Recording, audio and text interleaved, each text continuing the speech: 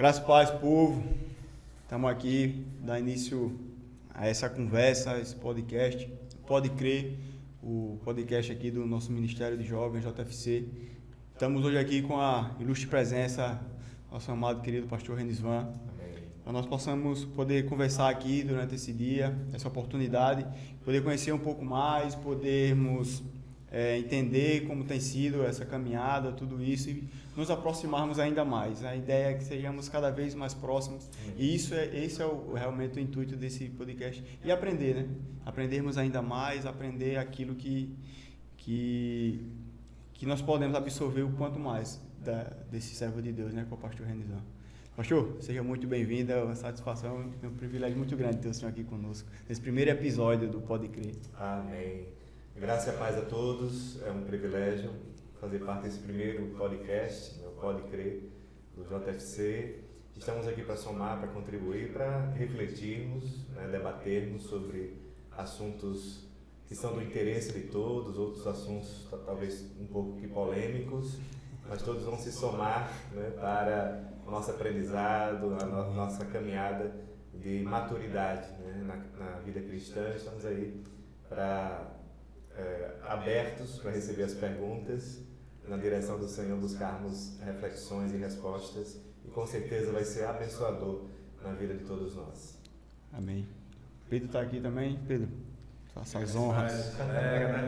Estamos aqui para sugar um pouco do conhecimento do pastor Renisvan, e tem que conhecer também um pouco da história dele, né, Marcinho? Como o Marcinho falou, o objetivo do Pode Crer é justamente isso, aproximar as riquezas que Deus tem nos dado através dos irmãos, de pessoas que estão próximas da gente, e às vezes a gente desconhece, não é isso? Então, é isso aí, Marcinho. Então, começar do começo, né? A ideia é a gente conhecer um pouco mais. Aí, pastor, a gente queria saber como foi. Eu sei que algumas pessoas da igreja conhecem o pastor Renisvan, né? Essa oportunidade, esse privilégio de conhecer desde o começo da caminhada. Mas, ao longo desses anos, 7, 8 anos mais ou menos, que o senhor saiu de lá da PIB, né, pastor? Isso. Aproximadamente isso. Então, muita gente chegou também, ainda não teve essa oportunidade de conhecer o pastor. E esse é o momento. Eu queria que o senhor contasse a gente como foi que o senhor chegou lá onde foi que o senhor conheceu a Cristo, como foi esse processo e como tem sido até então, até o dia de hoje. Amém. Eu me converti no ano de 99. Deus foi usando várias pessoas, entre elas o irmão Valdomiro, que é meu tio, irmão do meu pai, que partiu já há alguns anos. E uma vez Deus usou uma pessoa que foi evangelizar meu irmão na loja que nós tínhamos aqui no centro da cidade, e ele foi evangelizar meu irmão, mas na verdade a palavra foi para mim.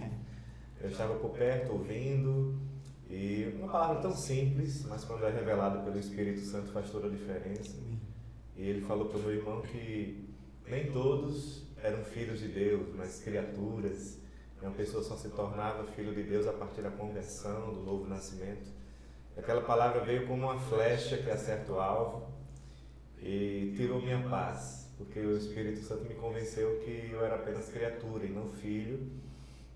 E a partir dali se desenrolou um processo para que eu viesse a ser despertado e tomado de uma sede, de uma fome de Deus. Eu sempre fui criado em um lar, apesar de não ser um lar eminentemente evangélico, mas eu fui criado em um lar onde meu pai sempre lia a Bíblia, mesmo sendo a Bíblia católica, vamos dizer assim, mas fui criado nesse ambiente. Mas chegou um momento em que eu fui convidado a ir a um culto. Eu já tinha dado algumas desculpas para não ir. Faz parte, né? Mas o irmão Valdomiro insistiu, foi persistente. E uma vez eu falei para mim mesmo, dessa vez eu vou, porque ele já veio aqui tantas vezes, não tem mais desculpas. E eu fui num dia de quarta-feira, um culto de oração, mas mais para dar uma satisfação, na verdade. Eu fui com aquela ideia assim, eu vou para dar satisfação, então não preciso mais ir depois. Mas quando eu cheguei lá, Jesus me pegou. Amém. Quando eu cheguei lá, um culto, e Deus começou a falar ao meu coração, fui muito bem recebido na igreja, um irmão sentou do meu lado, até o irmão Jerônimo. Irmão Jerônimo. sentou do meu lado, perguntou meu nome, na hora da oração ele orou por mim, me senti muito acolhido, muito bem recebido, e a partir dali, de forma sucessiva, eu continuei voltando nas quartas-feiras, passei a ouvir o programa Palavra de Vida, na Sampaio FM, o pastor Manuel fazia o programa, e a partir dali foi desenrolando esse processo de aproximação, de sede no meu coração por Deus, até que eu cheguei, no caso, a ter um encontro com Deus, que realmente o Senhor me deu um novo coração, uma nova vida, e a partir dali mudou, né, a história da minha vida, e aí tudo foi se caminhando até hoje. Então, eu me converti no início de 99, fui batizado em dezembro de 1999, e aí são 22 anos praticamente. E lá na PIB, né, como o senhor falou, algumas pessoas passaram nesse meio tempo, né, e outras tantas chegaram, por isso a importância de nós podermos conhecer. Mas o senhor falou que nesse começo teve essa sede pelo Senhor, de Deus, mesmo sem saber, né? Que eu acho que isso é algo muito característico de quem tem um encontro com Deus ali naquele momento. Porque às vezes a gente mesmo sem entender como, mas a gente tem uma sede, a gente é atraído de alguma forma, e a gente quer algo que nem a gente sabe o que é.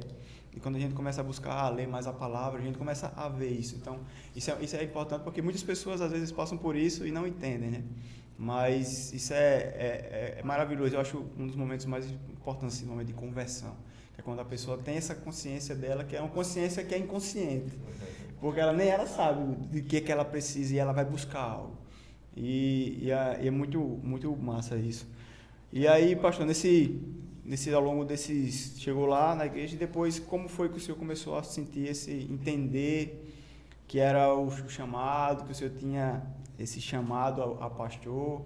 Como foi que o senhor saiu de um membro da igreja, de uma pessoa que está no banco, teve aquele entendimento e disse, não, acho que Deus quer mais, quer que eu chegue à frente. E complementando o pastor, assim, só voltando um pouquinho, ele Volta. de família, né? Eu percebo, acompanhando o senhor pelas redes, assim, que o senhor tem muitos irmãos, né? Vejo que...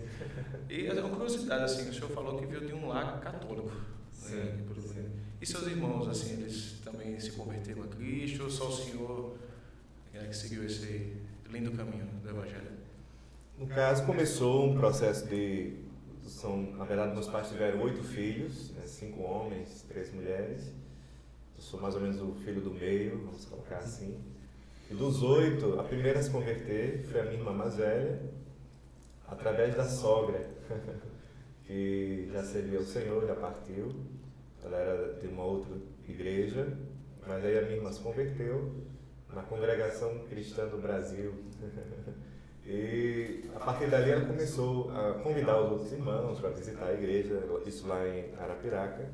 Eu até cheguei aí, acho que umas 3, 4 vezes, lá para os cultos da congregação.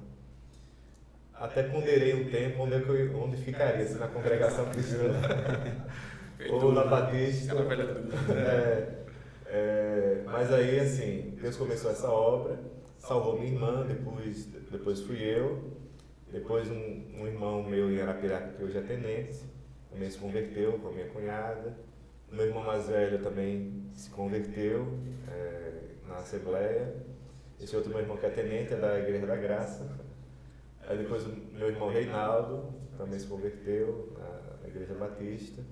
Teve outras 2 irmãs, a Rúbia e a Roseane, também se converteram, foram convertidas. Em resumo, dos 8 filhos, 7 se converteram. Ficou só o Remerson, que é meu irmão mais novo. Mas mesmo assim ele tem tido assim, um coração muito quebrantado por Deus, tem lido, tem buscado. Ele já se converteu e não sabe. Uma vez conversando com ele disse, não, se um dia Jesus me quiser, né, eu vou aceitá-lo. Jesus já morreu por você. Né? Ele disse que está esperando uma varoa de Deus para casar. Ele é concursado federal, tem a casa própria, está faltando uma mulher de Deus na vida dele. E Deus vai preparar, mas em resumo, os 8, né, 7 oficialmente se converteram. Teve uma irmã minha que deu uma esfriada, mas estamos orando por ela, para ela voltar E Deus foi fazendo essa obra linda, até engraçado, a gente fazia sempre um culto de gratidão por ano. A gente reunia a família, e cada um numa rotina diferente. A gente sempre separava uma vez por ano para reunir a família e fazer um culto de gratidão a Deus. E nos últimos cultos que a gente organizou era muito interessante, porque cada um de uma igreja diferente. Liturgias diferentes. Quando a gente ia pedir para minha irmã, Robélia, faça uma oração, ela colocava o véu.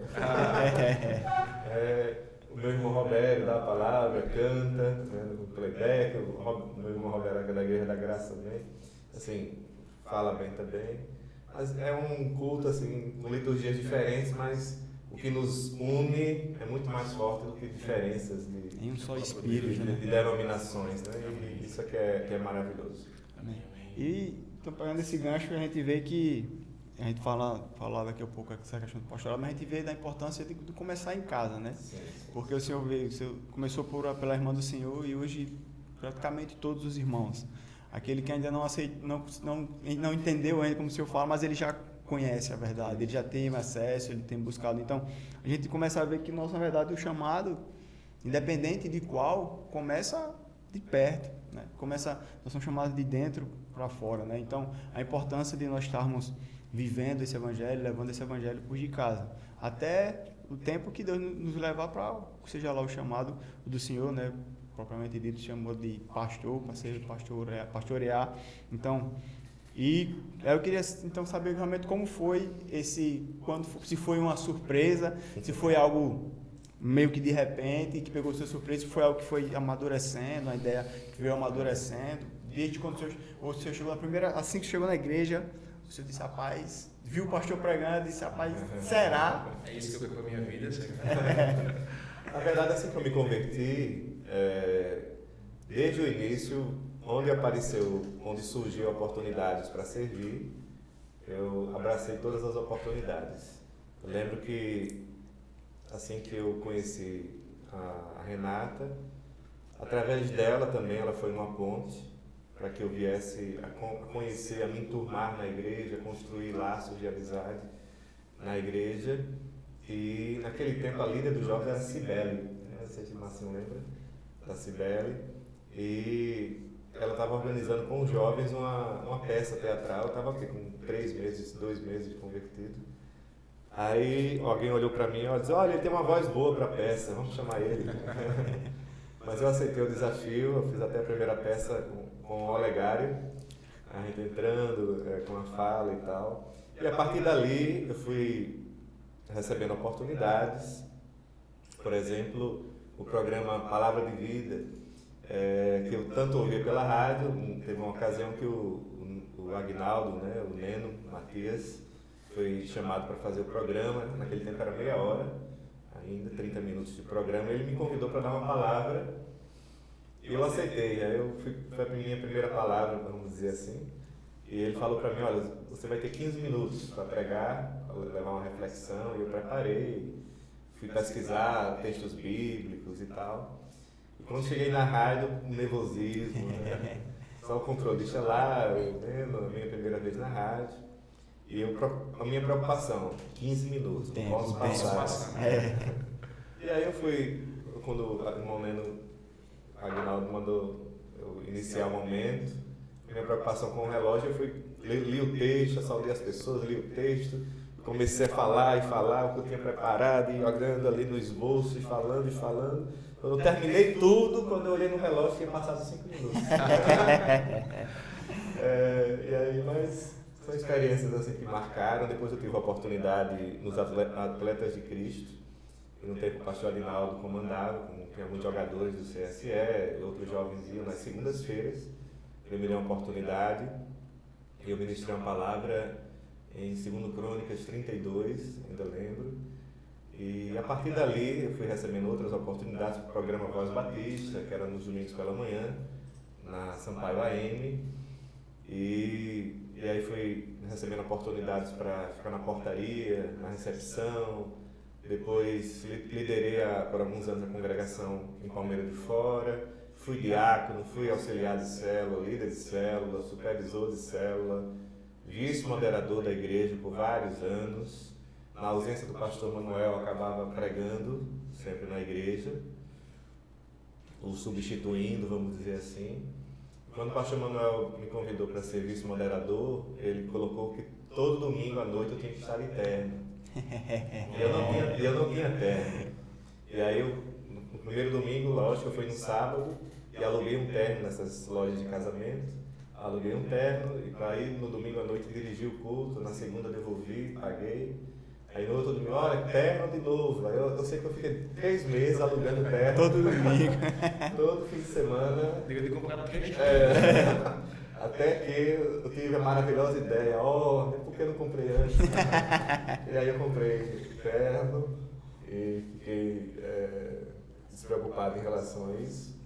Mas assim, são lembranças muito boas e tudo faz parte dessa construção. Sim, porém, voltando, o chamado pastoral, primeiramente, ele é reconhecido pela própria igreja. Né? Não adianta uma pessoa achar que tem um chamado pastoral e essa confirmação não ganhar, não ser confirmada no coração da igreja. Né? Diante disso, primeiro essa confirmação do chamado de Deus para a minha vida começou na vida dos irmãos, que chegavam para mim, olha, você tem um chamado, você tem que ir para um seminário e tal, mas na minha mente eu disse, não, eu quero ficar aqui mesmo no cantinho, servindo, que precisar de mim eu vou dirigir o culto, eu vou pregar. Não passava mesmo na minha mente no seminário. Na verdade, biblicamente falando, muitos dos chamados, que foram chamados por Deus, tentaram fugir desses chamados. Moisés, por exemplo. Moisés, ao ser chamado, ele olhou primeiro para si mesmo. Senhor, eu sou pesado de língua, eu não sei falar. Chame outro, chame a quem o Senhor tem que realmente chamar, não eu. Gideão foi uma outra pessoa que declarou, mas eu ser chamado, eu sou o menor da casa do meu pai, a minha família é a mais pobre na tribo de Manassés. Jeremias, eu não passo de uma criança, eu não sei falar. Então, da mesma forma que eles, eu também tentei fugir, vamos dizer assim, ao máximo. Interessante que eu me converti bem antes, por exemplo, do pastor Daniel Aquina. Pastor Daniel. Ele chegou muito depois de mim na igreja, mas a confirmação no coração dele veio rápido, né? De forma rápida. Ele foi para o seminário, eu fiquei muito feliz por ele. Depois, no tempo, Marcílio, né? Também foi para o seminário do Norte, isso, no do Márcio. E eu tentei, enquanto eu pude resistir, eu resisti, né? Porque, mas chegou um momento em que Deus fez esse chamado pulsar de maneira muito forte mesmo no meu coração, ao ponto de eu não me ver mais, não enxergar a vida sem estar servindo ao Senhor no ministério pastoral, e para isso eu tive que abrir mão de planos pessoais. Eu já tinha traçado no papel toda a minha vida, os meus planos pessoais, profissionais. Eu tive que colocar tudo isso à margem para viver os planos de Deus para a minha vida, e finalmente aí cedi, e Deus foi afunilando aí as coisas até que eu cedi e o coração se quebrantou para seguir o chamado pastoral. Amém, pastor. Pastor, pegando esse mesmo trajetória de chamado pastoral assim, mas hoje, na sua visão, quais são os maiores entraves da vida pastoral, as maiores dificuldades que um pastor pode encontrar? Conversando com alguns pastores, né, alguns colegas de ministério, uma das coisas que é consenso, vamos dizer assim, que mais dói no coração de muitos pastores é a ingratidão, no sentido de a gente servir e muitas vezes aquela pessoa que você se doou, abençoou, estendeu a mão, e de repente lhe dá as costas, vamos dizer assim. Nesse sentido, a gente precisa sempre ter essa ideia de fazer, de servir sem esperar nada em troca. Porque quando você serve e espera algo em troca, quando essa reciprocidade não vem, você pode se frustrar. Então eu tenho aprendido de Deus de servir, de estender a mão, de abençoar.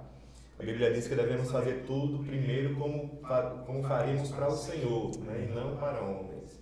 E isso tem sido assim algo maravilhoso na minha vida, para que eu continue fazendo bem a todos, independentemente de qualquer coisa, né? De servir. Em relação ao chamado pastoral, o escritor aos Hebreus, ele vai colocar que existem ovelhas que fazem o pastor pastorear alegre, feliz, e outras ovelhas que podem fazer um pastor exercer o pastorado gemendo ou sofrendo, vamos dizer assim. Mas Paulo vai dizer que devemos pastorear todo o rebanho que nos foi confiado. E todo o rebanho inclui as ovelhas que são fáceis de pastorear e as ovelhas que são desafiadoras.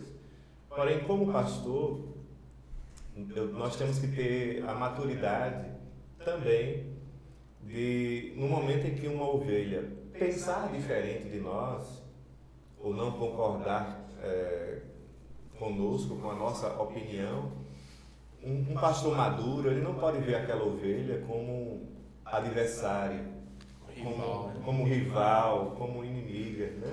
Nesse sentido. Tem que se conviver e é necessário, sim, que tenha posições divergentes. Tudo que é unânime é burro, como diz o ditado. E às vezes é nas diferenças que a gente encontra caminhos melhores. A Bíblia diz que na multidão de diferentes conselhos há sabedoria.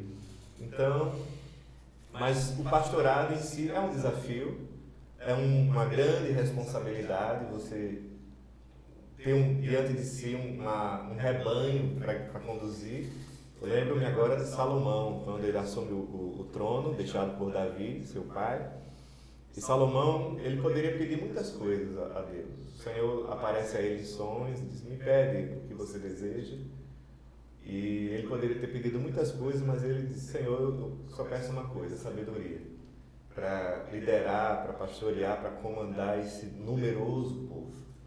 E Deus então fala a Salomão: olha, como você não me pediu riquezas, nem vitória contra os inimigos, mas me pediu sabedoria, então eu vou lhe dar sabedoria, riqueza e vitória sobre os inimigos.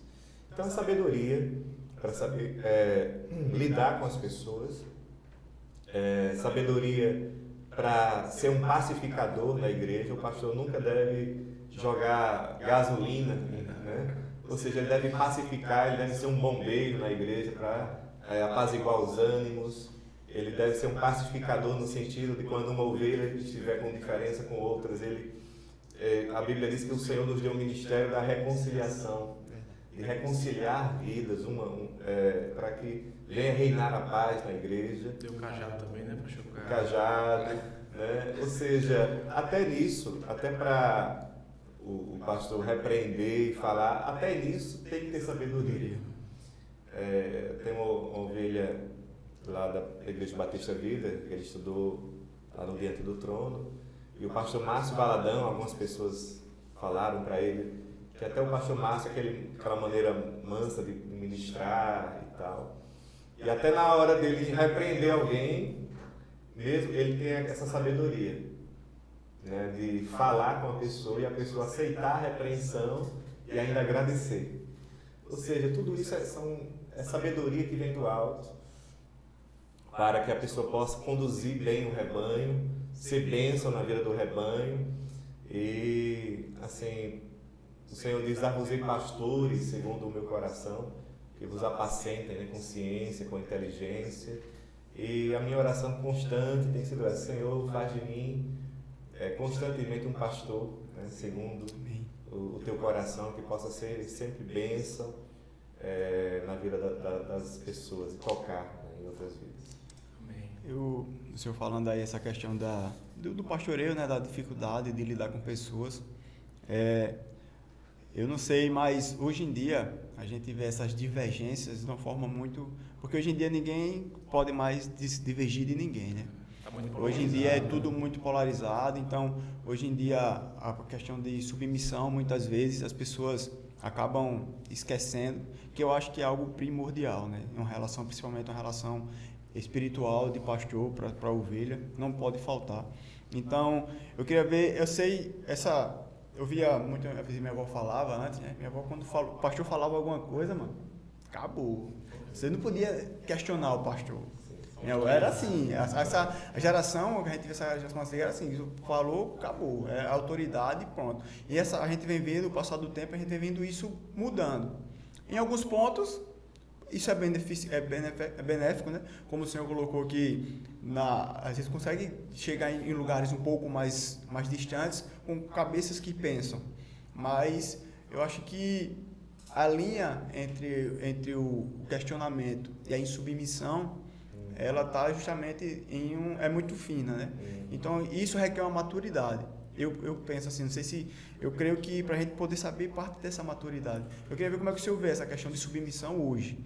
Se ao longo desses anos... Quantos anos o senhor tem de pastoreado, pastor? Em São Miguel estou fazendo 8, aqui 3, e na Bahia 2. Então, uns 12, 13 anos 12, aproximadamente. Então, nesse tempo, o senhor percebe, mesmo que um tempo curto, né, comparado, por exemplo, ao pastor Manuel, 25 anos, ele pegou 50 anos, quer dizer, 25 anos aqui, ele pegou então uma transição, mas o senhor percebe talvez essa mudança de perfil, de personalidade das ovelhas, e se a galera tem se submetido, mesmo quando na correção, mesmo como é que o senhor tem encarado isso? Se você tem essas dificuldades e se você vê que isso vem crescendo com o tempo, ou se é uma coisa que realmente é perene e talvez a gente que não tem os olhos tão abertos para isso. Eu lembro uma entrevista que eu vi do pastor Hernandes Dias Lopes, que sempre que ele vai ministrar em diferentes locais no Brasil, ele diz que uma pergunta que fazem para ele é recorrente. A pergunta é essa: pastor Hernandes, como é a sua igreja? Como vai a sua igreja?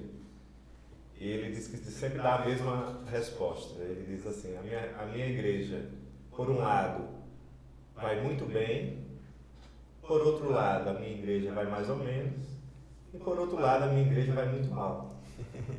E as pessoas querem questionar: como assim? Uma mesma igreja, uma parte está muito bem, outra mais ou menos e outra muito mal. Diz, porque em toda igreja, toda denominação, vai ter pessoas desses três perfis. Em toda igreja vai ter pessoas que estão muito bem com Deus, quebrantadas, maduras na fé, bênção no ministério. Tem outras ovelhas que vão estar mais ou menos na vida cristã. E tem outras igrejas outras ovelhas que vão estar muito mal, no sentido que estão um pé na igreja, outro no mundo, a carne aflorando, não têm uma intimidade com Deus, estão na igreja por tradição ou um costume de ir.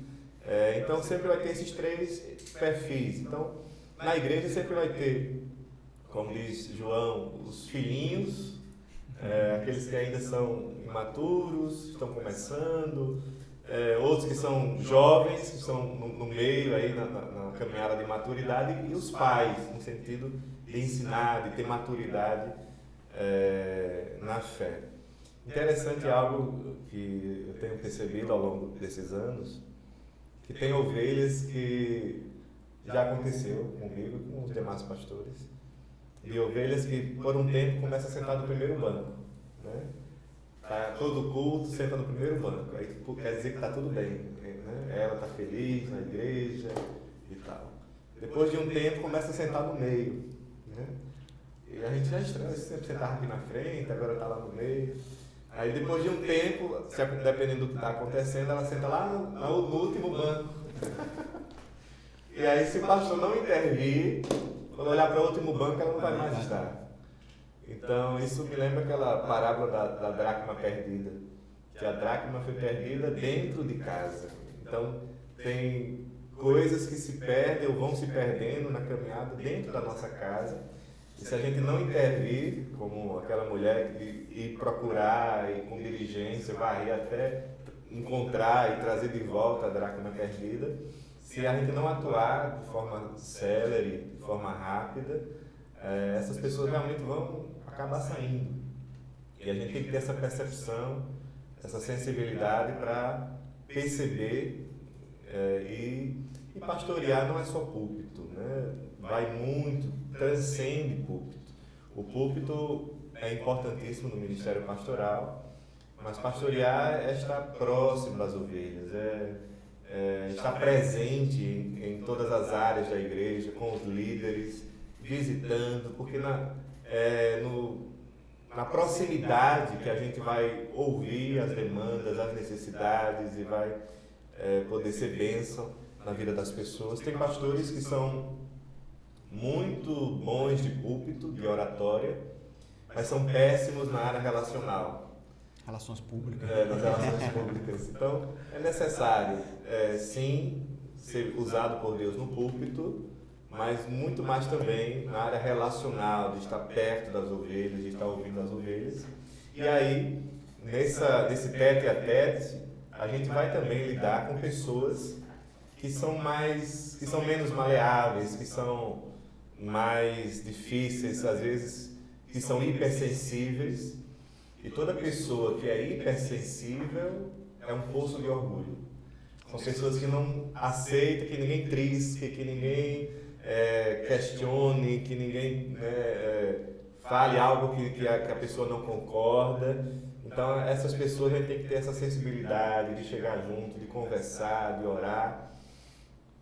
E ter maturidade para se colocar no lugar da pessoa e buscar entender o porquê desse histórico, né? Às vezes de dificuldades, mas acima de tudo amar cada vida, porque por cada uma delas o Senhor derramou o sangue na cruz e cada vida para o Senhor é preciosa. Pastor, tem um jovem que ele fez uma pergunta que me deixou muito pensativo e tem relação justamente com isso, com essa questão de ovelha. Na sua visão como pastor, existem ovelhas perdidas ou todas podem ser alcançadas? E puxando para um segundo ponto, quem já se desviou é porque nunca conheceu a Cristo? Ou foi só saiu, depois voltou? Não, ela já conhecia, mas ela caiu e realmente ela pode voltar? Ou então naquela verdade, não, só teve encontro com Cristo depois? Na sua visão, mas o foco maior é justamente isso. Existem ovelhas perdidas ou todas podem ser resgatadas? Na sua visão como pastor? Não existe meio salvo, né? Meia ovelha, ou é ovelha ou não é. João 10, o Senhor Jesus vai dizer, olha, eu conheço quem são as minhas ovelhas, e elas ouvem a minha voz e me seguem.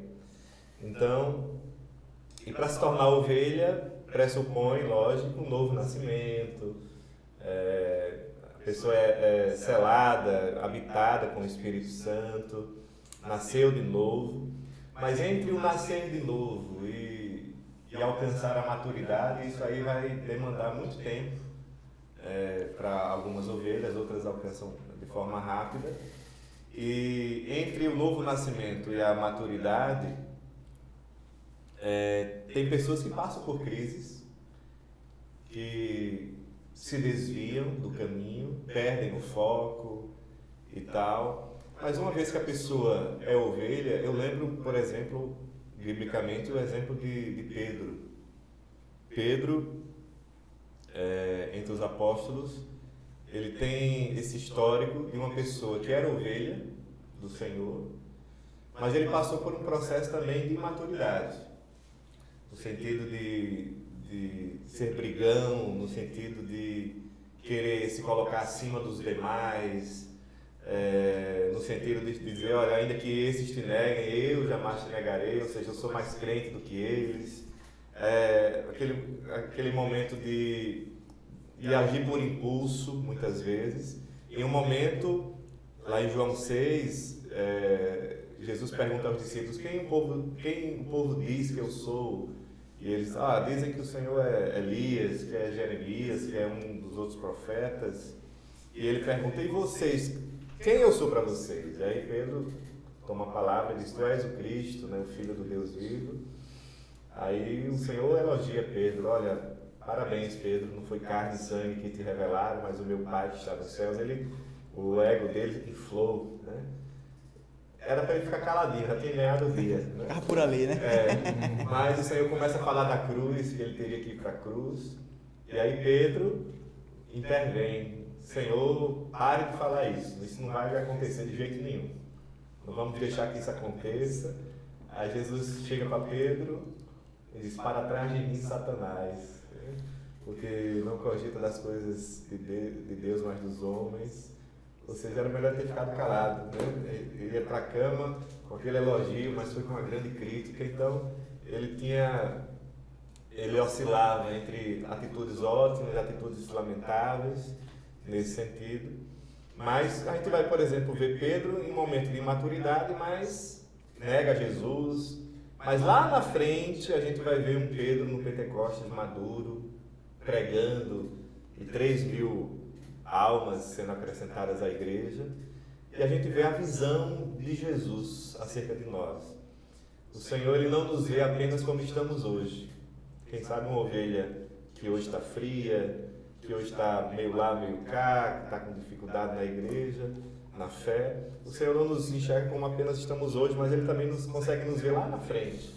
E o Senhor, Ele não desistiu de Pedro porque viu que Pedro era ovelha e como tal ele era trigo e não joio, mas era um trigo verde.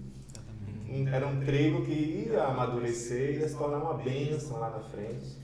Então, nesse sentido, a gente não pode desistir das pessoas e precisamos saber que elas têm um potencial de lá na frente acontecer com elas o que aconteceu com Pedro. Hoje elas estão pessoas difíceis, mas lá na frente podem ser grandemente usadas, podem amadurecer, o que é trigo verde hoje pode ser um trigo maduro amanhã, cheio de frutos, né, e grandemente usado nas mãos do Senhor. Então, precisamos sempre investir nas pessoas e naquilo que está ao nosso alcance.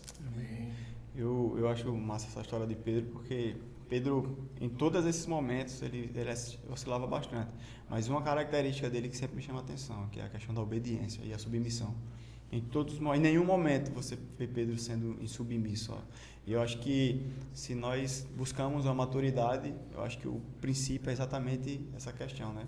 Então, partindo disso, pastor, o que o senhor acha que a gente pode, para ter uma igreja madura, uma igreja, o que é que nós precisamos fazer? E pegando esse gancho, como seria a igreja ideal? Eu queria que o senhor falasse, não, a igreja ideal é uma igreja, se é que existe, né? É uma igreja que seria assim, ou pelo menos uma igreja que funcione como ela realmente deve funcionar, na visão do pastor Renison. Na verdade, só existem duas igrejas, né? A igreja ideal, que é a igreja onde todo mundo é 100% crente, 100% maduro, 100% verdadeiros adoradores, 100% bênção um na vida do outro, pessoas que não erram umas com as outras. Essa igreja ideal existe, mas só no céu. O que existe é a igreja real. E a igreja real é composta de pessoas imperfeitas e que estão num processo de aperfeiçoamento, de trabalhar do Senhor em suas vidas. Mas, assim, o que se espera de uma igreja é, primeiro, que venha reinar nessa igreja o amor, né? A maturidade, porque o amor, ele quebra diferenças, o amor, ele une pessoas, e o amor nos faz liberar perdão, nos faz ter uma igreja coesa, uma igreja unida. Ela avança, a Bíblia diz que todos os que criam lá em Atos estavam juntos e tinham tudo em comum, e por isso o Senhor acrescentava a cada dia essa igreja que estava junta, unida, tinha tudo em comum, e acrescentando aqueles que o Senhor ia salvando. Então, o Senhor, Ele deseja trazer muitas pessoas para a igreja. A Bíblia diz em Timóteo que a vontade de Deus é que todos sejam salvos e venham a ter o pleno conhecimento da verdade. Então, a vontade de Deus é salvar, mas para que o Senhor traga essas vidas, a igreja precisa estar preparada para receber essas vidas, porque senão elas vão entrar pela porta da frente e sair pela porta dos fundos. Então, esse processo de uma igreja ideal, vamos dizer assim, na medida do possível, não é do dia para a noite, é uma construção, mas a gente precisa sonhar com isso, sim, e a cada dia orar para que o Senhor dê maturidade, graça, que pequenas diferenças que surjam na caminhada sejam superadas. O que se espera de pessoas maduras na fé é que sejam pessoas quebrantadas, que liberem perdão. Na proximidade sempre vai ter diferenças. Nós temos que aprender a conviver uns com os outros. A Bíblia fala que ferro afia ferro, né? Exatamente. Então, nessa convivência vai crescendo também. Mas a gente sonha assim com uma igreja unida, que caminhe de mãos dadas. Porque enquanto mais uma igreja unida, mais as coisas vão fluir para melhor. Isso na atmosfera da adoração, isso nos frutos da obra, do trabalho, porque onde há comunhão, o Senhor ordena a sua bênção, né? E a vida para sempre. Um reino dividido não prospera. Tudo que fizer, ainda que seja bem organizado, mas sem união não vai dar certo. Então a gente vê que parte da unidade em amor, né? Em amor. Porque o amor é que vai fazer conseguirmos lidar um com os outros, com as diferenças um dos outros. E eu creio que nesse propósito, porque eu acho que o lado fácil da igreja é o fazer, né? Vai fazer um culto, vai fazer uma atividade, vai fazer algo. Isso é bom. Isso é o lado mais complicado é o lidar, né? Muitas vezes dentro da igreja. Então, se a gente não tiver essa unidade em amor para suportar, para estarmos juntos, a gente vai só fazer, mas a Bíblia fala que lá em Eclesiastes, né, tem um modo e o tempo certo para todas as coisas. Então a gente pode até acertar no tempo, mas se a gente errou o modo, não vai. Se a gente acertou o modo e errou o tempo das coisas também, as coisas não fluem. Então eu creio que parte muito dessa questão, né? Então, de visão, né? Então, como seria, a gente tem visto, né, algumas estratégias, mas como seria, a gente conseguiria ter essa igreja unida? Como a gente poderia tentar avançar nisso? Como o senhor vê que a gente conseguiria chegar a estratégias que podem trazer mais para perto um dos outros nessa questão? Uma igreja unida, ela não surge do dia para a noite, né? E é necessário que a igreja proporcione aos membros momentos, programações, atividades que façam a igreja estar juntos uns dos outros. E, por exemplo, uma das coisas que Deus colocou no meu coração foi uma coisa tão simples, né? O café da comunhão. Porque se não tiver momentos, por exemplo, como esses, os membros vão chegar na igreja e vão falar só o básico, graça e paz, e vão falar com 3 ou 4. Que estão mais graça e paz, graça e paz, graça e paz. Já cumpriu com o dever. Senta ali no banco, ora, adora, recebe a palavra, amém, glória a Deus. Terminou o culto, a bênção apostólica, se levanta, graça e paz, né? E vai embora. A igreja é relacionamento. Ou seja, e relacionamento precisa ter esses momentos para que a igreja seja chamada a cultivar esses relacionamentos, esteja próximos uns dos outros, porque isso vai quebrando barreiras, isso vai aproximando mais pessoas. Igreja é relacionamento. Quanto mais você se relaciona, né, com pessoas, isso fortalece a fé, isso faz bem. No momento em que uma pessoa não cria relacionamentos na igreja, às vezes os relacionamentos fora da igreja, as amizades fora da igreja podem chegar a falar mais alto e influenciar, né, de forma negativa. Então, a igreja precisa proporcionar esses momentos de relacionamento, de estar juntos, para que esses laços, tendo um momento em que a igreja vai estar junto em algumas programações específicas, isso acontece de forma automática. Naturalmente, as pessoas vão se aproximando, vão se conhecendo e juntos eles vão se fortalecendo. Aquela analogia, aquela conhecida história de uma manada de corpos, né, e espinhos, numa floresta congelada, um a um começou a morrer de frio, mas eles foram se juntando e descobriram que juntos um ia aquecendo o outro. E aí, só que quando eles começaram a se juntar, começaram a se aquecer, começaram a superar o frio do inverno, a neve do inverno, porém na proximidade, um espinho de um começou a incomodar o outro, machucar o outro, e aí eles se afastaram, para que um não continuasse machucando o outro. E no que eles se afastaram, começaram a morrer novamente.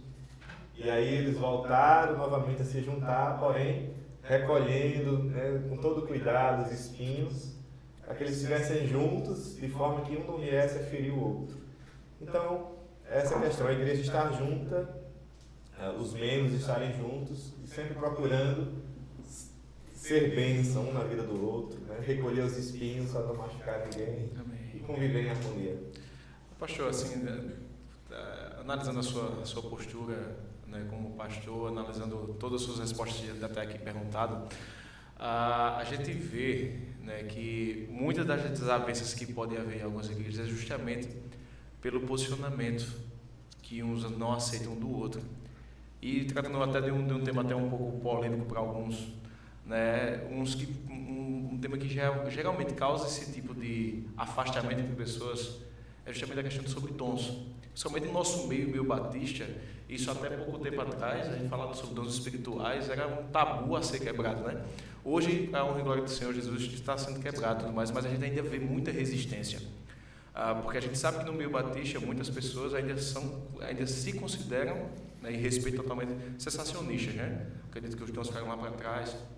Aí eu gostaria de saber assim, da visão do pastor Renisvan sobre dons espirituais, sobre o uso desses dons, quando usá-los ou quando não, porque o Espírito está sujeito ao profeta, né? Mas assim, e como lidar com opiniões diversas, como por exemplo assim, eu creio no dom de falar em línguas, mas meu irmão não crê. E aí, mas nós fazemos parte da mesma comunidade. E agora, pastor, estamos no gabinete. Resolva esse problema. Amém. Interessante que quando eu cheguei na igreja em 99, a PEIB era diferente, né, do que é hoje.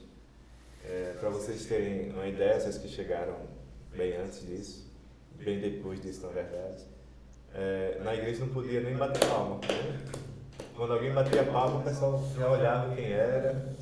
Eu lembro de uma irmã, a irmã Cibele, né, que liderava os jovens. Ela já era assim, uma pessoa, para o tempo dela, avançada. Sempre os jovens, né? E avançada assim, líder dos jovens, né? Sempre os jovens para fazer zoada. E o que ela fazia de avançado, que as pessoas ficavam assim? Na hora do louvor ela fazia assim.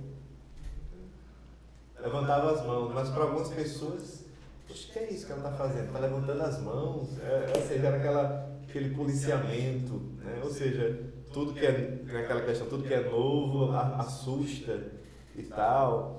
E nesse sentido, mas a igreja, ela naturalmente ela vai caminhar, né, no processo de maturidade, né, em todos os âmbitos, em todas as áreas.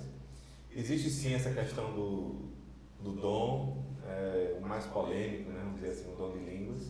De fato, lá em Atos dos Apóstolos, quando Pedro prega lá no Pentecostes, começa a pregar, havia sim pessoas de várias nações diferentes que estavam lá em Jerusalém, naquela ocasião, na festividade religiosa. E sim, em Atos dos Apóstolos, o dom de línguas ali naquela ocasião eram línguas idiomáticas, tanto é que cada um entendia na sua própria língua.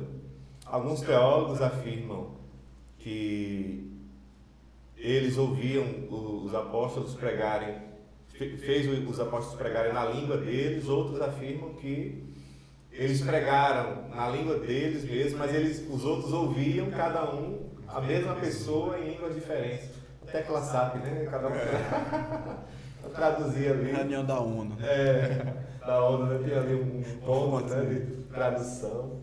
Porém, dom de línguas em Atos é uma coisa.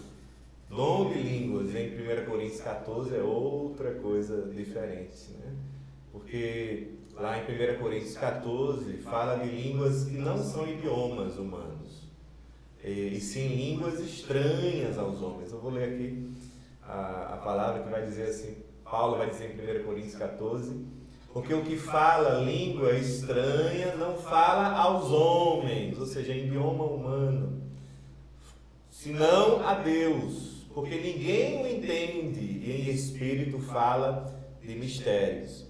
O que fala língua estranha edifica-se a si mesmo. E eu quero que todos falem línguas estranhas, mas muito mais também que profetizeis, porque o que profetiza ou prega é maior do que o que fala em línguas. A gente precisa saber também, queridos, que 1 Coríntios 12 vai dizer que todos nós somos batizados no mesmo Espírito e inseridos no corpo de Cristo. Então, Paulo vai dizer que todos nós fomos batizados no mesmo Espírito. É melhor ler o texto, né? 1 Coríntios 12, algo rápido.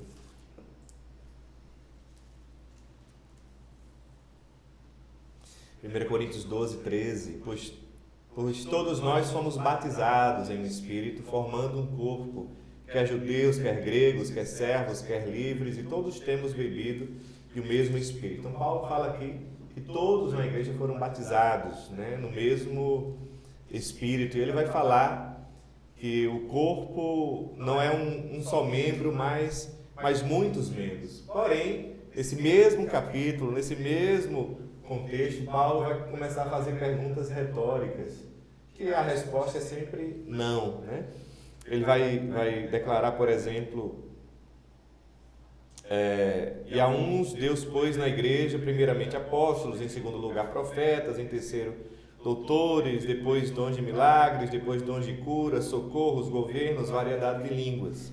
Ele começa a sequência de perguntas retóricas. Porventura, na igreja são todos apóstolos? Não.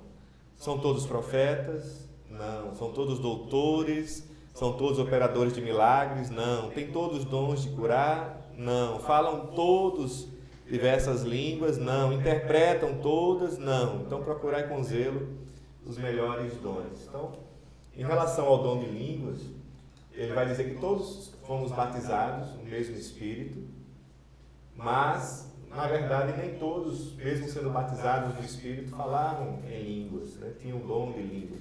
Então, língua é um dom, como outro qualquer, e existem, Paulo vai declarar que existem dons que são mais importantes do que outros, na medida que, enquanto um determinado dom, ele é medido, vamos dizer assim, na medida que edifica mais pessoas. Então, o dom de línguas edifica apenas a si mesmo, mas resumindo, em 1 Coríntios 14 não são línguas idiomáticas, são línguas sim, que não são idiomas, né? A gente fala em mistério com Deus, porém algo deve ser pontuado, que quem fala em línguas não é por causa disso mais espiritual, mais crente do que quem não fala. São dons diferentes e é o Espírito Santo quem distribui os dons como lhe apraz.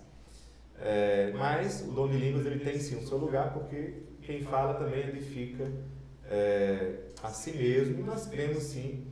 E algo interessante, né? Paulo vai falar de dons em 1 Coríntios 12 e em 1 Coríntios 14, que continua falando também do dom de línguas. Mas no meio do 1 Coríntios 12 e 14 tem 1 Coríntios 13, e esse capítulo 13 não está ali por acaso. Fala sobre a proeminência do amor, né?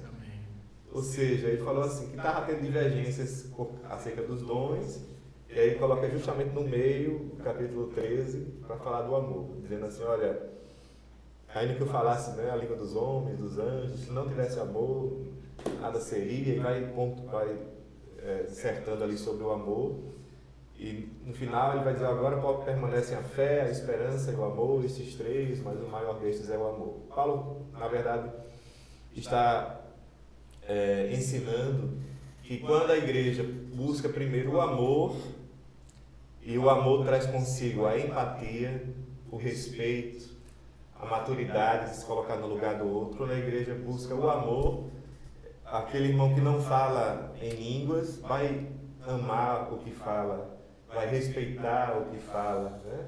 O irmão que fala em línguas vai continuar amando quem não fala, porque são dons diferentes. Então, o amor ele vai quebrando essas imaturidades, né? E vai unindo a igreja. Então, a igreja que anda em amor, ela vai andar também em harmonia com os dons. Amém.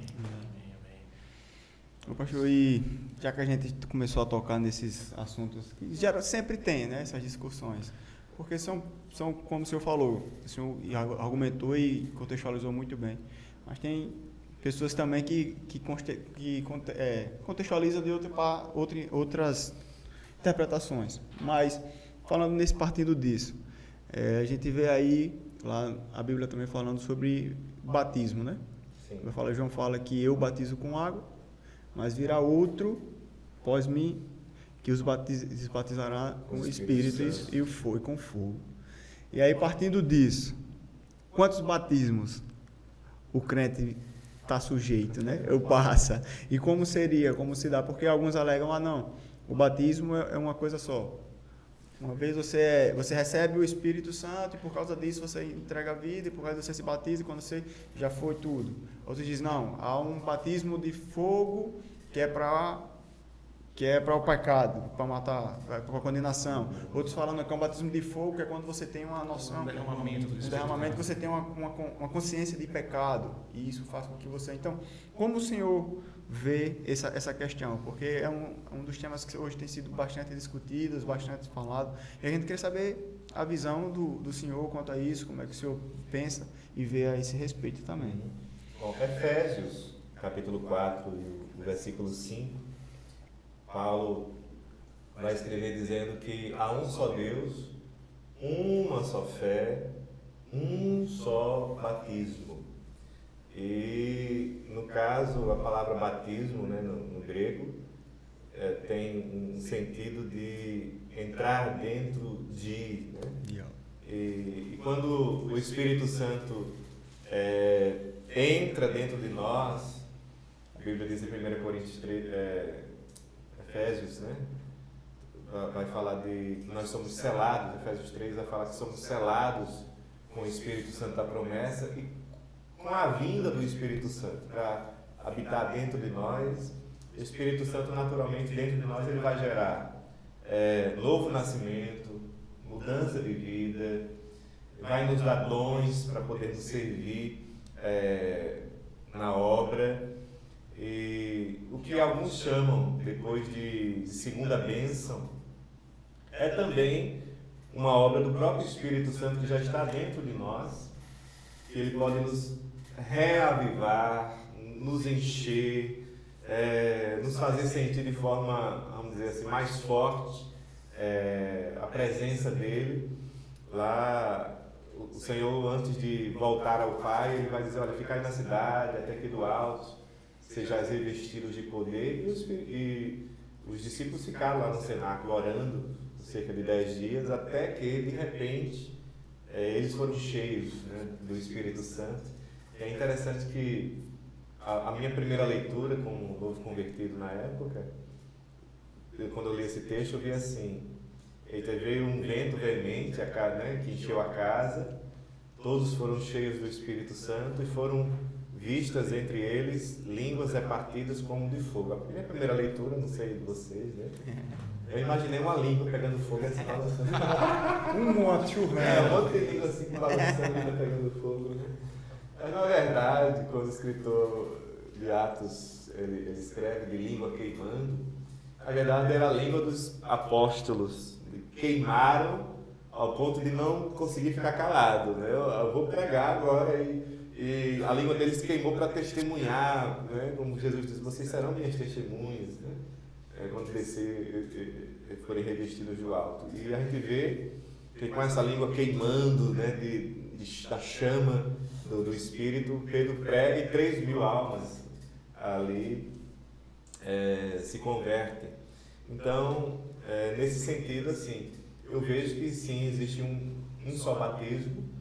O Espírito Santo entra dentro de nós, para habitar dentro de nós, nos dá dons, nos enche E ele também, o agir dele dentro de nós, nos faz vivenciar momentos como que um novo derramar, de sentir fortemente a presença dele, de revestimento e tal. Alguns vão pela linha da segunda bênção, né?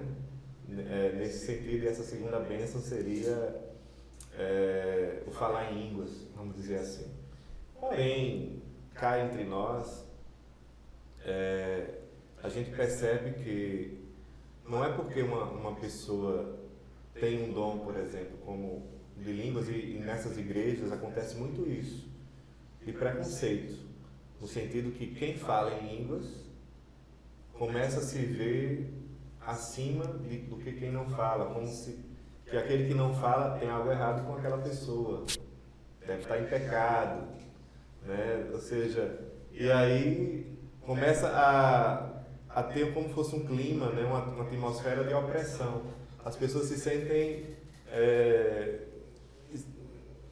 escanteadas, excluídas, então vistas de canto de olho, né? Ou seja, isso não é uma igreja que está amando, né? Então isso aí a gente tem que ver com muito cuidado nesse sentido.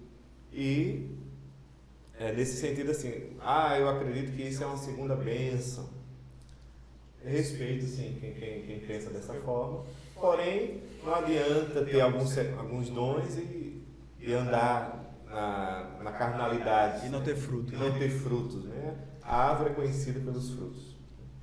Eu não sei se o senhor acha, mas, por exemplo, quando o João Batista ele falou que ele estava batizando com água e que Jesus viria depois, naquele momento, o Espírito Santo não tinha descido. Sim. Então, talvez, não sei, eu estou pensando aqui, talvez para aquelas pessoas tivessem dois, porque o Espírito Santo ainda não vinha. Então, João Batista só podia batizar com água, porque ele não podia derramar o Espírito sobre eles. Mas aí, quando Jesus morre, ressuscita, e tem o episódio de Atos, ali, sim, o Espírito veio. Então, aquelas pessoas que tinham sido batizadas com água foram batizadas com o Espírito. Mas dali para frente, talvez fosse só agora seria um só batismo, seria mais ou menos isso. João Batista, na verdade, ele veio com a sua missão, de preparar o caminho do Messias, né, o caminho do Senhor. E quando João Batista traz essa ideia de ser um embaixador, de alguém que veio preparar o caminho, ele não usa essa linguagem à toa. Naquele tempo, quando o imperador de Roma ia visitar alguma província, pessoas tinham que ir à frente calçando as ruas, porque o imperador não ia para um local para andar nas ruas de barro, com buraco, né, balançando a carruagem. Tinha que preparar o caminho, as estradas para ele passar. Então, João Batista diz, olha, eu sou apenas a voz que clama no deserto, preparando o caminho do Senhor. Então, o batismo nas águas para arrependimento de pecados foi uma preparação para quando realmente o Messias viria e aí João Batista sairia de cena. Porque vamos dizer assim, a predominância seria de Jesus e não mais dele. E João Batista chegou um momento que o ministério dele bombou, vamos dizer assim, de milhares e milhares de pessoas afluírem ao Jordão para serem batizadas por ele. Mas João Batista, até as pessoas começaram a questionar: João, és tu o Messias? Tem certeza que você não é? Olha aí a multidão. És tu um dos profetas?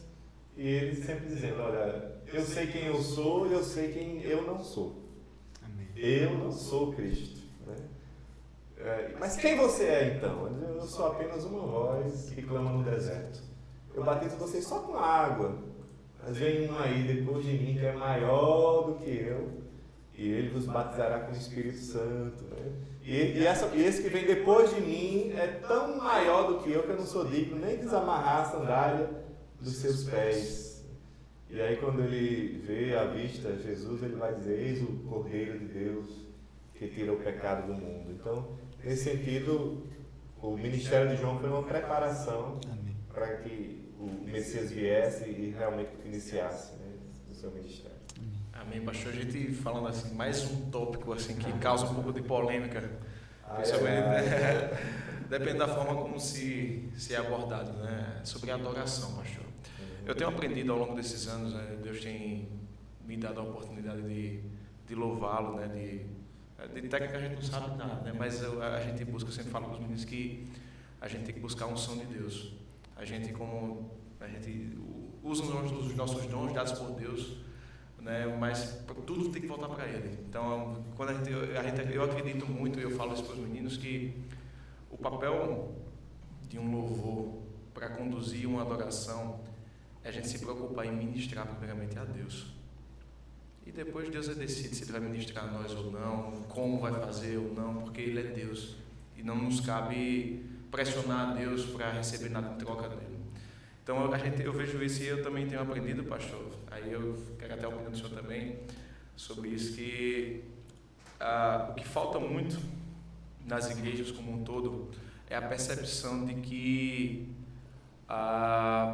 as pessoas mesmo, que elas têm que buscar serem adoradores e que elas não necessariamente precisam que alguém as impulsione para isso. Elas não precisam que alguém diga qual o caminho, porque esse caminho tem que ser o Espírito Santo que tem que dar. Porque a própria Bíblia diz que a gente não sabe nem orar, né, por nós mesmos. A gente tem que pedir até o Espírito Santo que nos interceda por nós.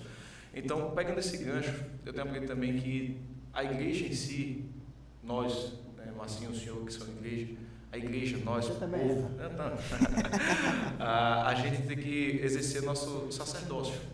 Porque na época o sacerdote ia lá, limpava o templo, e preparava, e vinha para o animal, sacrificava, Se santificava para adorar a Deus. Aquilo era adoração lá no Antigo Testamento. Hoje em dia eu vejo que não é diferente. Nós somos sacerdotes, nosso corpo é templo que habita o próprio Deus, que é o Espírito Santo. Então cabe a nós ainda, nós mesmos, ir lá nesse templo, limpar esse templo, deixar tudo perfeitinho e sacrificar o nosso eu, nós mesmos, um sacrifício vivo de louvor.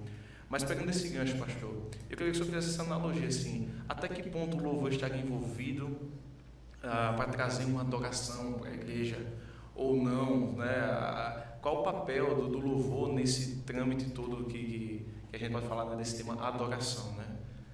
Pegando esse gancho, trazendo porque a gente gosta, eu gosto, né, do louvor, então, queria a explanação do senhor quanto a isso. Amém. A adoração é imprescindível, né? Faz parte do próprio culto a Deus. A gente vê que o próprio livro dos Salmos é uma coletânea também de cânticos, né, de adoração ao Senhor. Nas festas judaicas, são festas religiosas que são regadas a muitos cânticos de adoração ao Senhor. E a adoração, a música é algo que mexe, né, com tudo, né, aqui dentro. Nos faz expressar nosso louvor, adoração.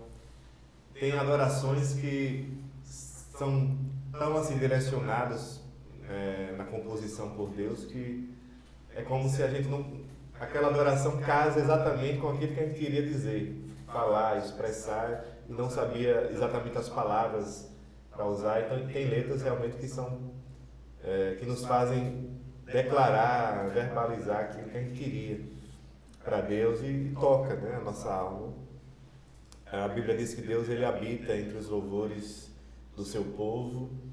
Então, e o louvor é o fruto dos lábios, a Bíblia diz, que confessam o nome do Senhor. Então, mas é necessário ter esse entendimento que o culto não começa apenas quando a gente chega no templo e abrimos a Bíblia e oramos e vamos começar a cultuar, a adorar, né? O culto, na verdade, na nossa vida deve ser contínuo, né? A nossa vida é um culto, deve ser uma expressão de adoração. A Bíblia diz: todo ser que respira tem essa atitude de louvar ao Senhor. É lógico que uma coisa é você adorar o Senhor sozinho, no seu carro, um louvor ali que se coloca no som do carro e tal. A adoração no templo tem uma atmosfera muito mais, digamos assim, tocante, profunda, porque no momento que você vê a igreja adorando, isso instiga, gera em você o desejo também de adorar. Porque no momento que nós adoramos, a presença de Deus ela vem também de uma forma especial, né? E é um momento que a presença de Deus toma o lugar, porque a adoração também ela sobe como um cheiro agradável, e no momento que ela sobe como um cheiro agradável diante de Deus, o Senhor também faz descer a presença, o encontro, né, do céu com a terra e vice-versa. A Bíblia diz que até os anjos que apareceram aos pastores de Belém apareceram cantando, né? Ou seja, louvando ao Senhor nas maiores alturas. Então, existe o louvor que nós entoamos aqui nos templos, nas igrejas, e no céu também o Senhor é adorado, né? Ele é exaltado. O Senhor diz no Salmo 46, aquietai-vos e saber que eu sou Deus, sou exaltado entre as nações, sou exaltado também em toda a terra. E o louvor é imprescindível, ele prepara o ambiente para a própria palavra de Deus. Mas, assim, o louvor também, ele não deixa de ser subjetivo. Você não precisa estar o seu louvor a Deus atrelado ao outro, né? Você deve também ter o seu espontâneo, o seu momento de adoração ao Senhor, e declarar quem Ele é na sua vida. Então, louvor é fruto dos lábios. Então, quando você chega na igreja, você já tem que vir de casa adorando, já tem que vir de casa preparando o coração, porque muitas vezes as pessoas chegam na igreja e, dependendo da pessoa... Posto de gasolina, né, a igreja? O cara só vem domingo para abastecer, encher o tanque. E aí tem pessoas que passam a semana toda sem nenhum relacionamento com Deus, sem nenhuma intimidade com Deus, mundo a semana toda, coisas do mundo, e chega na igreja com a mente cauterizada, até que ela venha sentir a presença de Deus, já acabou o culto. Acabou o culto, né? Ela vai colocar a culpa na igreja. Essa igreja eu não senti, mas ela não veio com o coração antes preparado para louvar. E a Bíblia fala em Levítico que o sacerdote ele deve colocar a lenha todos os dias, né? Alimentar a chama. Então isso é responsabilidade nossa também. Então a gente, quantas vezes, né, a gente faz isso, como o senhor falou, a culpa é do louvor, a culpa é disso, mas na verdade é o nosso coração que está endurecido, que deixou faltar lenha, né? Então é o nosso, é a gente entender essa questão do sacerdócio. Eu acho isso muito massa, porque o sacerdote naquele tempo, para entrar no Santo dos Santos, ele tem que santificar dias, ele tem que fazer aquilo, e agora o véu foi rasgado, e a gente acha que ficou mais fácil, mas não, na verdade é a mesma responsabilidade que eles tinham. Nós temos livre acesso, mas nós precisamos nos santificar, buscarmos, porque o véu rasgou, mas o lugar continua santo. Então a gente precisa ter um coração, então por isso que a gente tem que buscar, na minha visão, a gente tem que buscar essa santidade, porque senão Deus não habita em corações endurecidos, né? Então que a gente possa ter esse entendimento de louvor, de quebrantamento e de buscar, e não depender só dos outros, né?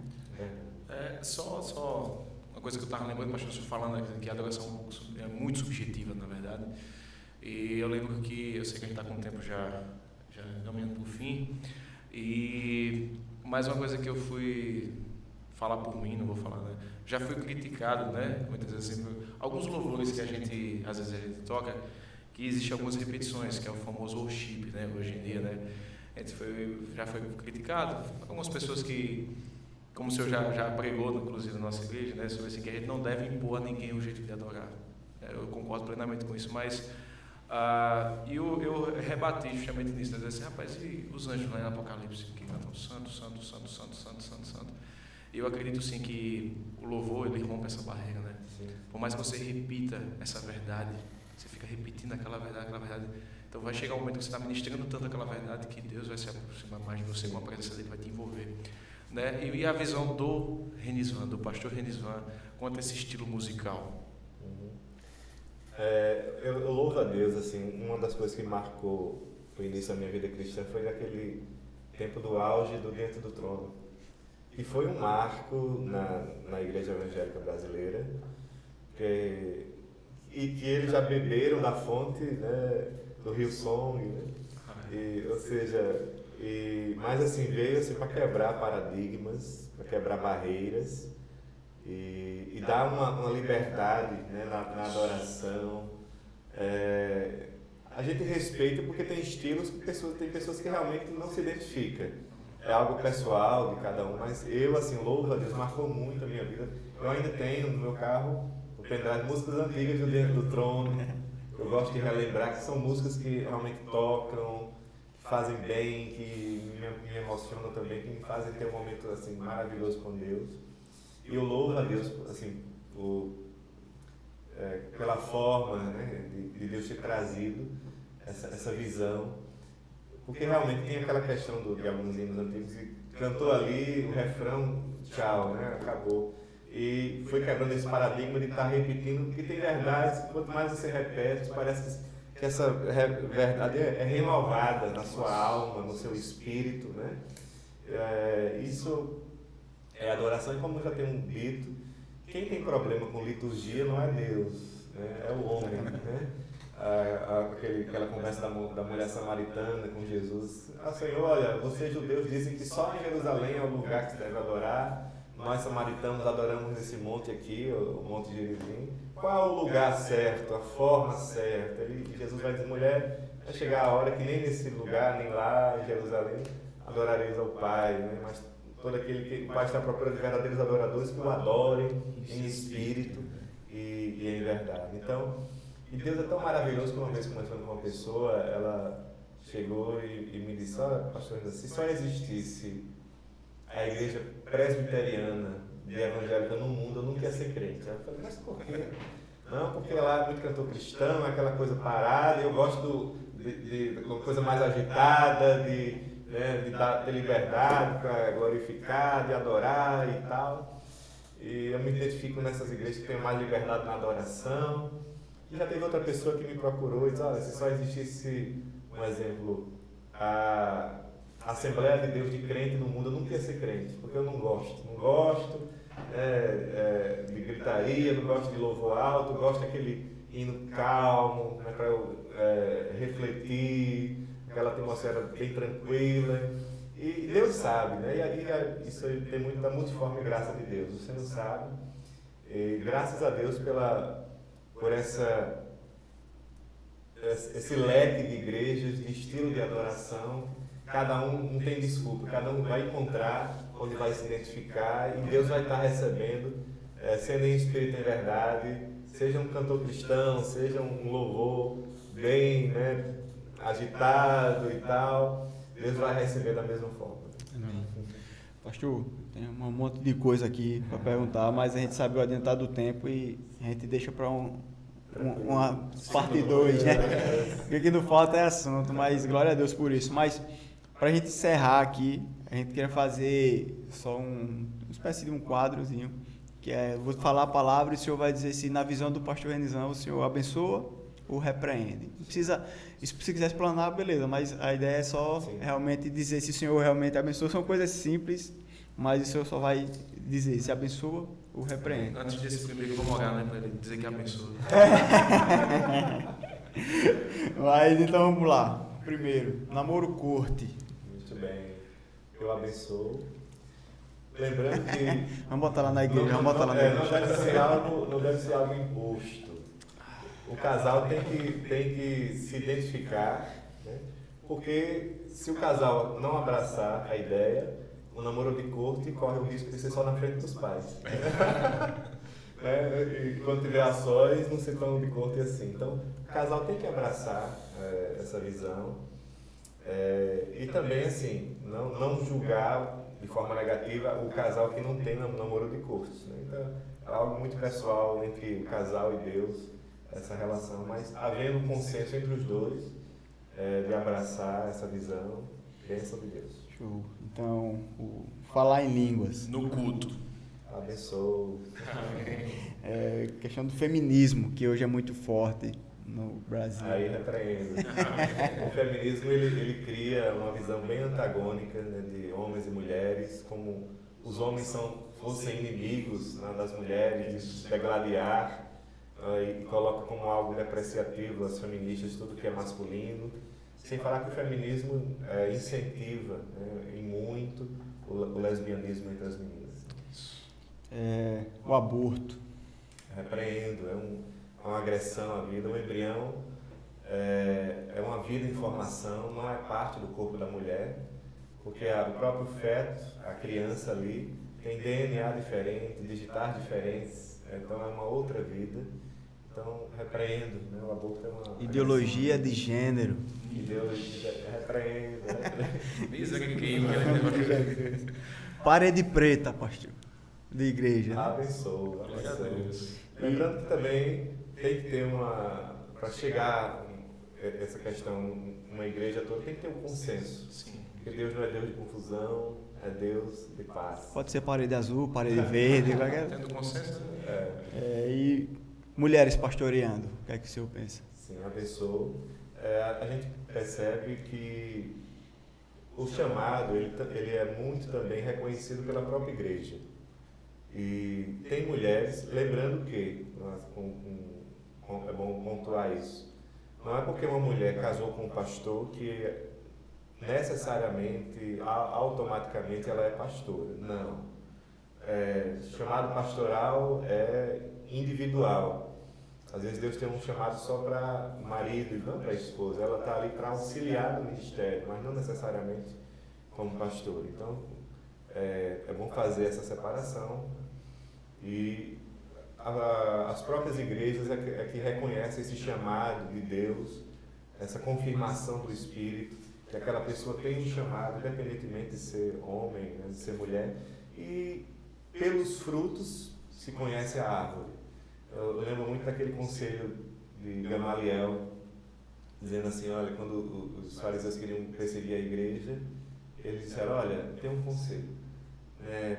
Se essa obra não for de Deus, não vai prosperar, vai se acabar. Por ela mesma. Por ela mesma. Mas se for de Deus, vai dar certo, vai prosperar, vai prosseguir. Então, a gente vê que tem ministérios, sim, de pastoras que são de Deus, que têm prosperado, que têm abençoado vidas. E a gente sente, né, realmente Deus usando poderosamente muitas mulheres. Louvamos a Deus pela vida das mulheres, que na maioria das igrejas, 70% a membresia, né, são mulheres. Amém. Mais um. Rapidinho. Dança profética no culto. Dança profética. Abençoo. Até lá na igreja de São Miguel tem um grupo de expressão corporal das meninas, que é o Expressarte, que também é fruto do Diante do Trono. Muito dessa questão de expressar ali a adoração. Eu tenho ressalvas com homens dançando. Né? Mas mulheres, bênção de Deus, bênção de Deus. Você não vai me dançar não. Já tá me ensaiando espaço, bicho. Mas, pastor, é isso.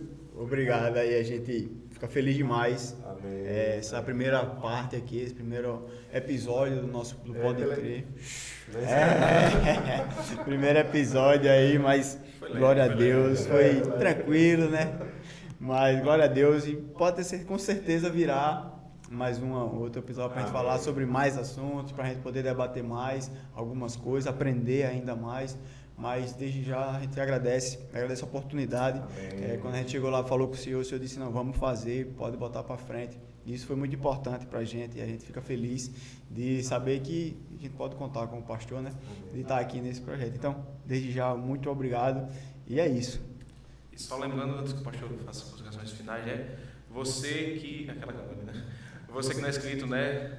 Se inscreva aí no canal da Primeira Igreja Batista, né? Desde já, dá logo o teu like lá nesse vídeo, ajuda a gente aí e vamos disseminar, né, pastor? Compartilhar com mais pessoas, né? Amém. E aí, para encerrar, pastor, que o senhor pudesse dar as considerações finais e deixar uma mensagem, uma breve, pequena mensagem para aquelas pessoas que ficaram até o final para ver a gente. Amém.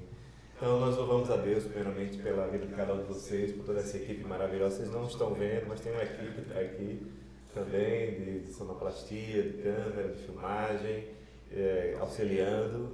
E louvamos a Deus pela vida de vocês, por essa visão que Deus colocou no coração de vocês.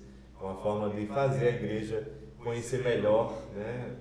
Tanto os líderes como outras pessoas na igreja. E da mesma forma que a Bíblia diz, né, conheçamos e prossigamos em conhecer o Senhor, Esse momento é para a gente conhecer e prosseguir em conhecer o pastor, o diácono, Exatamente. Particularidades da vida de cada um, porque cada um tem uma história, né, que foi marcada pelo milagre de Deus, por termos sido alcançados pela graça do Senhor, e nós cremos que muitas vidas continuarão a ser abençoadas pelo Pode Crer, o podcast do JFC, e pedimos sim que você possa ser um instrumento para divulgar, para compartilhar com outras pessoas, e agradecemos a Deus por você ter permanecido, que Deus continue cobrindo a sua vida de graça e com o favor dele, em nome de Jesus. Amém. Amém. É isso aí, galera. Que Deus nos abençoe. Muito em breve voltaremos aí. Amém. Forte abraço.